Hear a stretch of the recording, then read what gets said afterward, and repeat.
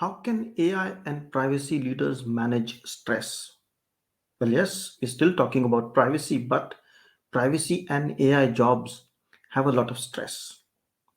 You have to be an expert, you have to be in front of many people, you need soft skills, you need hard skills, you need legal skills, stakeholder skills, you name it, and you need it. And I know, having been in this profession for so long, that it is a stressful job. And you need to demonstrate leadership. How do you do that? Now, these are very, very, very interesting questions, but also very, very, very challenging questions because it's easy to say and very difficult to do. And to talk about this is none other than a leadership coach who has a YouTube channel, who's posting regularly on LinkedIn, and is also a professor on leadership. I'm talking about none other than Dr. Professor Julia Milner. So let's go and learn from her on how we all can manage stress and be leaders.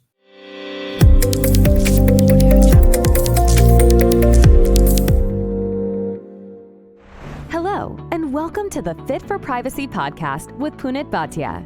This is the podcast for those who care about their privacy.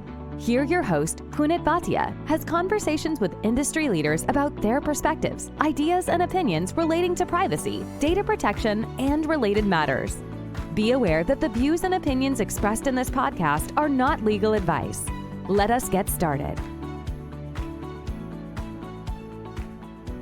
So here we are with Julia Milner. Julia, welcome to Fit for Privacy podcast. Thank you so much, Punit, for having me. I'm excited to be chatting to you today. It's a pleasure. I'm also looking forward to some positive vibes and some leadership tips from you to AI and privacy professionals. But let me first ask you a challenging question. Okay. How would you summarize leadership in a few words? One, maybe I ask one word, but I know one word in leadership is a bit difficult. So in a few words. That's very kind. Although if I would have to go with one word, I would say empowering. Empowering. That's very nice. And let's maybe elaborate on that empowering. So for me, leadership nowadays means empowering others. I think the times have passed where the leader had to know it all, have all the answers, micromanage, be the expert. I think nowadays leaders need to have skills to empower others, to bring out the best answers from others. Also to be, of course, inclusive. We have a very diverse phase of leadership nowadays, and that's amazing and that's good. But I think nowadays, yes, leaders absolutely need skills to empower others. I think that's a very good segue into what I wanted to discuss with you. If leadership is about empowering and connecting and letting people find out, I think one of the challenges for most AI and privacy professionals is they are very much in their world. They are experts in their field, but then they have to get things done with others and sometimes understand others area and understand other departments challenge. Now a marketing guy tells you in marketing language, the procurement guy tells you in procurement language, but you have to lead. You have to still be the guide in that zone because you are the expert and you may not know all the answers. Yes. So I'm very curious to understand in such a situation, like how can someone take this leadership in such a situation being you are with someone you don't know, you are seen as an expert and you have to provide answers, but till you get to a certain level of comfort and understanding of what they are doing, how do you manage that situation? Yeah. So I think now we have to dive a little bit deeper. And I Yes. would actually assume that AI leaders would really understand the notion of not being able to be the expert anymore, because we can just ask AI, can't we? Yeah. And we get an answer. No, but there, of course, are things, if you are in the expert mode, that might be a situation that actually requires your expertise. Absolutely. So let's say the other person really does not know, is new to a situation, is new to the company, and you keep asking questions and trying to empower them and they just don't know. I mean, that's of course really frustrating, and that should not be the case. But working with a lot of CIOs, AI leaders in the field, more often they are actually situations that don't require you to be the expert, but require you to empower your team. Because you also have to think about it. If you always provide the answer, you're creating a bottleneck. Yeah. So everybody has to come to you when a decision has to be made. And that means also you yourself are losing a lot of time because you don't have time to work on strategic tasks. You really are just there to always give the answer. So it's actually also in your own interest. It also means, if leaders are constantly in this, what I call micromanaging mode or motivational micromanaging mode by providing the answer, even if you do it in a motivational way, you are actually also at risk at burning out because you are constantly under the pump and under the pressure. So I would highly recommend leaders in the AI privacy field to really invest in those skills, to think about how to get the best out of others. And you mentioned another thing, Punit. You said, well, maybe I'm just constantly working project teams. They're new people. I don't know them. What am I going to do? And so I think that is actually the answer. If I have to constantly recreate new teams, build trust quickly, I need to have different skill sets than just telling others what to do. I need to create that trust quite quickly.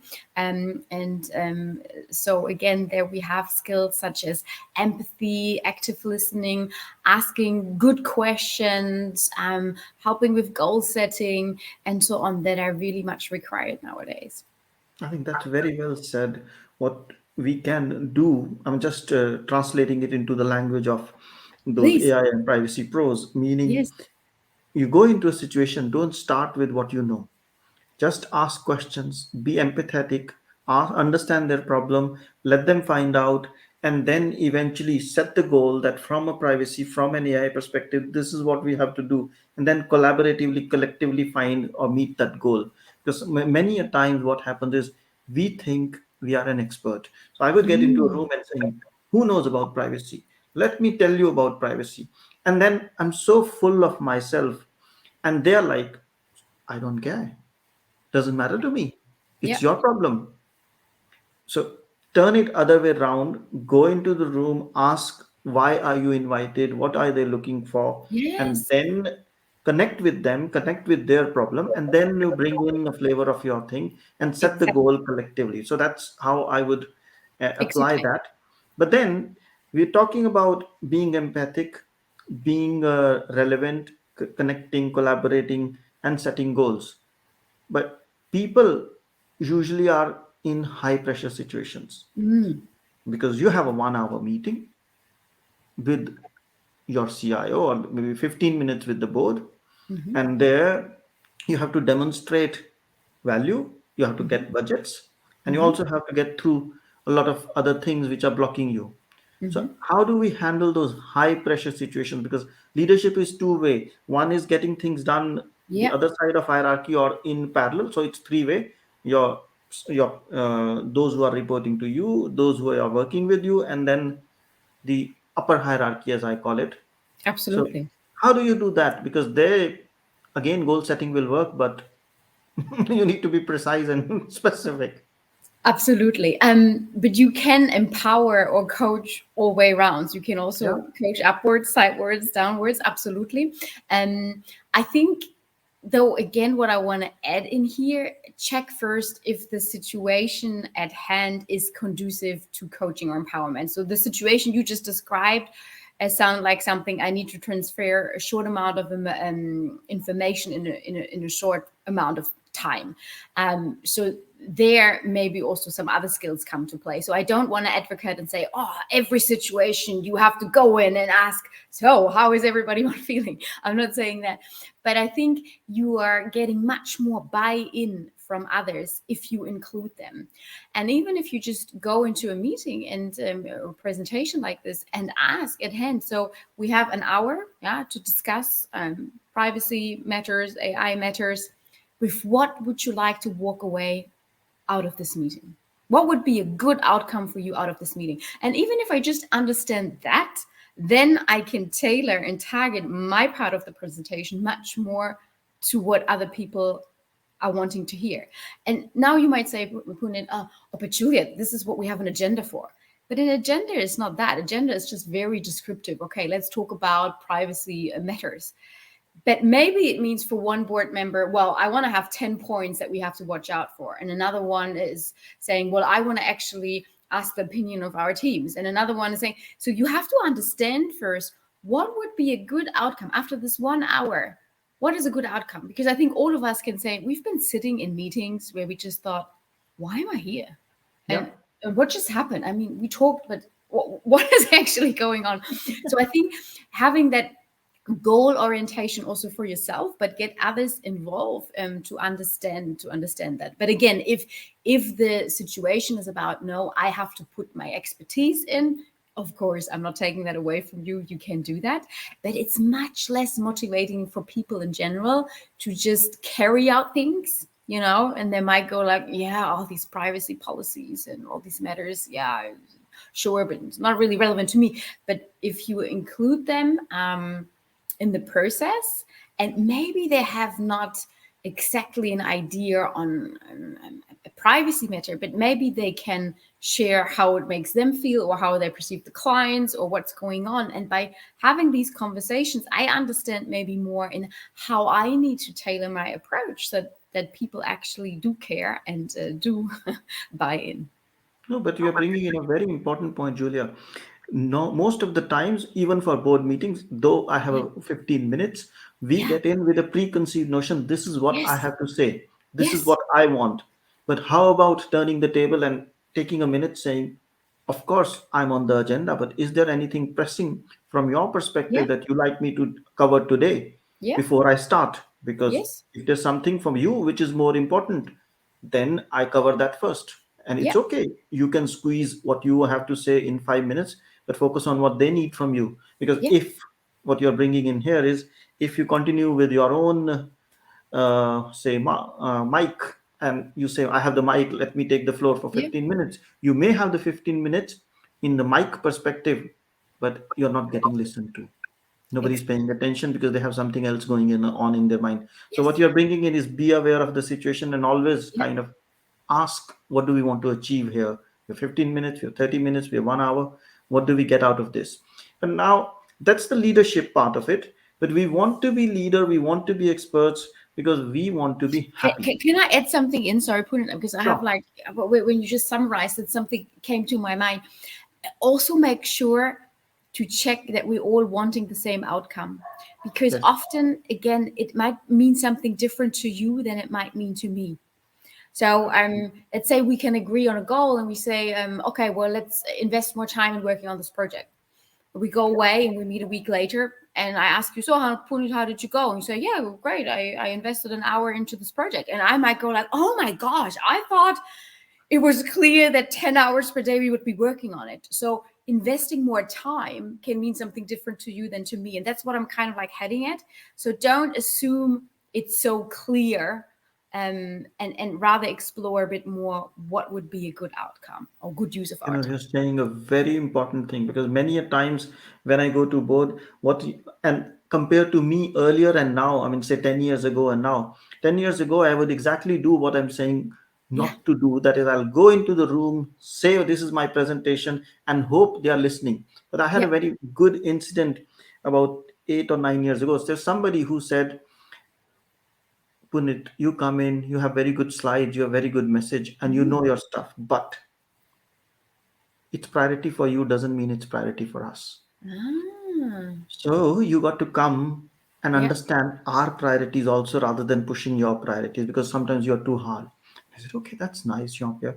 And what we need to do now is, what do you want me to do? And he said, ah, yeah, it's of course important, but it's not the number one. And you want me to stop my 1 to 5 and then focus on this. So that's what you're bringing in. Yeah. Be a little bit situationally aware, have a little bit of Yes. empty space in your mind, which Yes. is very difficult to do, by the way. It But then is. when you have that, pay attention, let people say what they want to say, maybe ask explicitly. And it's okay if your agenda is not covered and their agenda is covered, because end of the day, you are here to serve as a leader. You are Mhm. here to help them achieve their objectives, because Mhm. maybe you're okay, you are an expert, You have to ensure compliance, and you have to ensure AI and privacy are done in the right way. But end of the day, for them, not for you. Mm-hmm. So that's a very important message. But that's on the leadership side of things. Yes. So we got to be aware, we got to take time, we got to ask, we got to set objectives, and then in an empathetic way, take it forward. But all of us work for a reason or a Mm-hmm. purpose. Mm-hmm. Okay. Without getting into the purpose discussion, we all want to be happy. Because so in terms of work, these jobs are very stressful, if I may call it. Yeah, You mentioned the burnout aspect. absolutely. So maybe not everyone is in a burnout mode, but everyone is stretched to a limit. Mm-hmm. And we tend to forget little things. So what Mm. would be a couple of things, maybe three things you would tell people to get more out of their jobs or maybe life in general and be Mm. happier? I know it's a lot to ask, but if you can. Mm. Wow, that is a very tricky question, but you're absolutely right, and it's very relevant for career and work. So we know that work well-being is on the rise. So in a recent poll, job seekers, I think it was 2/3 who said, "I want my organization to care about me. I want my employer to care about me." During the pandemic, employees wanted their leaders to ask, "How are you?" and not just like, "How are you? Yeah, great, okay." But really ask, "How are you?" And I think your question was probably more tailored for the individual, so a bit away from leadership. But I think leaders have to be very aware that they are acting as role models in this regard. So if I'm seeing my leader doing something, then I might also take it on for me. And I think tip number one is really practice being in the moment, whatever that means for you. So I mean, for some it's engaging in meditation or something like this that gets them in the moment. For others it might be more doing something more active, yeah, but really trying to be present where you are. And if you can't be present, then if it's an important meeting, for example, maybe you can postpone it, or trying to get yourself into a stage where you can focus. So be in the moment. I think that's very important. um, I think the second thing is, you mentioned or touched base on that already, is a values check. So I think if we are aligned with our values, it's much more likely that we are also are happier or experience more well-being. So values is kind of like what drives you, what gets you out of bed in the morning, and really trying to align your career, but also breaking down your goals in alignment. So just to give you an example, so I try to set like value orientated mottos, so not really goals, Mhm. mottos, always for the seasons. Because I think if you set year-long goals, our situations is changing, and then the goals need to adapt and so on. But I do set myself mottos, and I think for autumn it was simplify, clarify, and align, for example.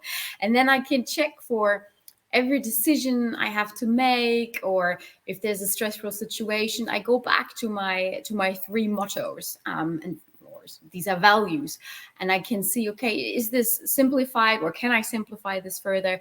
Is there enough clarity, or can I clarify it further? And is it aligned? And I think that kind of like helps me a little bit as a guiding compass. I mean, you don't have to set it for the season, but I think just being aware that we have to also be agile and do a check-in more often. So that would be my second tip. And my third tip would be, in fact, me time, or setting boundaries. So I saw the other day a TED talk of a woman who said she was married to a very successful man. And what this very successful man was doing, he was really good at saying no. And because he was saying no, he was able to say yes to other things. It turned out that this famous man was actually Elon Musk, by the way. Wow. And we have lots of things I think we can criticize Elon Musk for, also in his leadership style. But I thought that was actually something very interesting. So learn to say no, so that you have also the capacity to say yes to things that matters. But I think also, to an extension to that, be okay also with receiving no's. So I think sometimes people take it very personally when somebody says no, or something doesn't work out, or we've made a mistake or something like this. So I think get comfortable and redefine also what making mistakes means to you. And I think we should not even be calling it mistakes. We should just call it, trial again, analyze, observe, Indeed. feedback, and go again. So I think that would help. But that would be my 3 tips. So be in the moment, find ways so that you can practice mindfulness and whatever works for you. Number 2, align your values and do frequently a check-in, align your decision making to that. And number 3, me time, setting boundaries, learning to say no, and also handling a no. So I think these are my 3 happiness, work, well-being tips for individuals. No, very right. I think these can be applied both in context of job, so work, Mm, because mm, like right now we are saying be in the moment. So if you are in a meeting, try to absorb, try to understand who's where, try to ask what are their objectives. Then values check, meaning of course values can be as you described, my personal values versus yeah, their values, very but different. Yes. values can also be what are they looking at in this Yeah. 15 minutes, what are they looking at in this 1 hour want to achieve.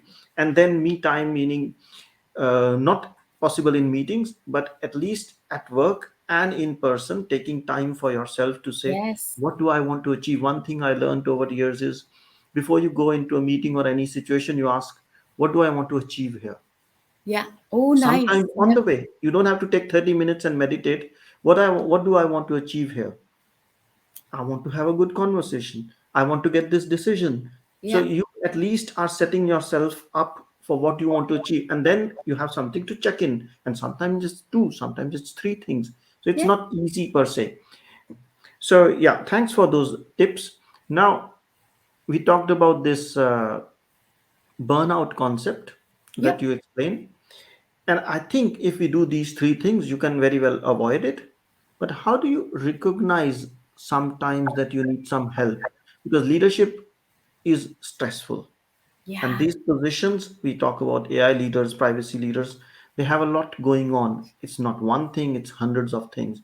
And things tend to fall off. So, how Yes. do you kind of, stay on top of things and not get into that situation apart from doing the three things? Yeah. So I think there's different ways to do it. I've recently done actually a YouTube video on that, in creating yourself a support network. And you should create that support network in times where you're not stressed. And you should definitely have a coach. So it doesn't have to be a formally or officially coach, but somebody who's, helps you to let you arrive at your own answer. It can't also hurt to have a mentor or several mentors. So these are people who they don't have to be older than you or more experienced than you, but um, just somebody who's sharing their way, so how they have done it. I think that's really good. Then it's good to have a critical friend. So somebody who's, not always saying, yeah, you're doing everything great and everything right, but who actually goes like, actually, Julia, no, I don't think you're right there. So I think that's very important. Then also for your career, I think look out to have a champion. So these are people in your organization or outside of your organization who really are championing you. So who are promoting you, hey, look at what, Punit has done for a great job and so on. And then there's the, I call them wisdom bringers. So these are people who have been there, have done it, and they really know what matters. Maybe it's even people who are already, retired and looking back, and they can, I think, bring a very different perspective. And I think if you have or build yourself a support network like this, then you also can have hopefully frequently check-ins and make sure that you are also providing, of course, these roles to other people. So always mentor back or coach back and so on. So I think that would be very helpful. Now, the other thing is I've done a research project with an Australian colleague, and what we looked into is there are things that you can do to like prevent stress, and then there are techniques you should use when you are in the stressful situation. So think about what can you do in quiet times to make sure you build up resilience. Some people that might be workout or healthy eating or socializing or having a hobby and so on. So do things that kind of like build your resilience muscle before the stress hits, but then also think about techniques. So when you are in a stressful situation, think beforehand, what are some things I could do? And it might be very little techniques, like I will take 10 deep breaths before I react. Or I will first sleep a night over it. Or I will make sure to, I don't know, go for a run or get some of the energy out. Or I will make sure to, call one of these 5 people in my support network. So make sure you have some clarity, because I think what happens in really stressful situations is we get so sucked into the moment that we zoom in, so to speak, and we so zoomed in that we can't see the big picture anymore.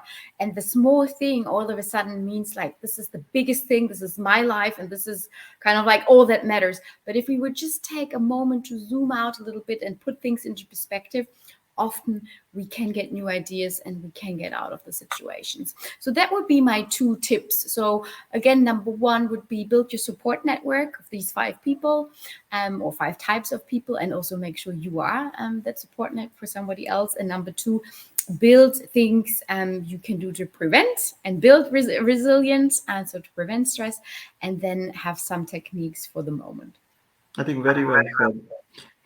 Very often we underestimate the value of perspectives, and the way Yeah, you articulated 5 different perspectives, a coach, a critic, a yeah, champion, and so on, that allows you to have somebody else seeing you from a very different dimension. The critic, yes, you will know that he will or she will say, this is not okay, this is not good. yeah, You know that coach will always support you, help you find, because sometimes we think, if it's a coach, he will give me answers. No, the no, coach has to help you find answers. You still got to exactly, do the thinking and the job. And that's exactly, where the gap sometimes is, because otherwise it's a teacher. So, yes, and that's what people need to realize. And when you say also finding your space or finding, that's the most important thing. If you are present, if you yeah, understand the situation, if you observe others, if you observe your feelings, thoughts, then you are in the moment, and then you are able to take action. So you can build resilience, certainly, absolutely. Now, in essence of time, I would say, what would be your one key message or final message, because we talked about so many things, wow, for yes, AI and privacy leaders who are having very busy lives, are seen as experts, and yeah, also are expected to deliver answers and results. And it's a thankless job. Let me also say that. yeah. Well, I probably come back to what I said in the beginning. So empower others, but also empower yourself. I think that's very important. And remember, it might sound like the techniques I talked about, they might sound like you initially have to invest more time. And that might be very well true.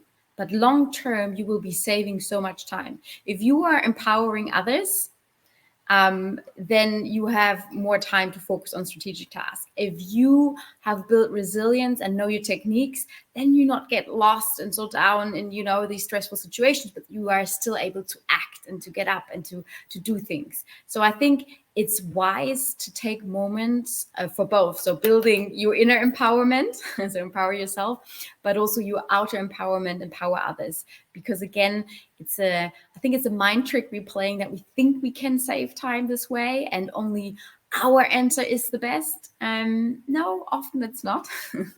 And so really, rethink leadership, I would say. I Self-leadership think and leading others. very well said.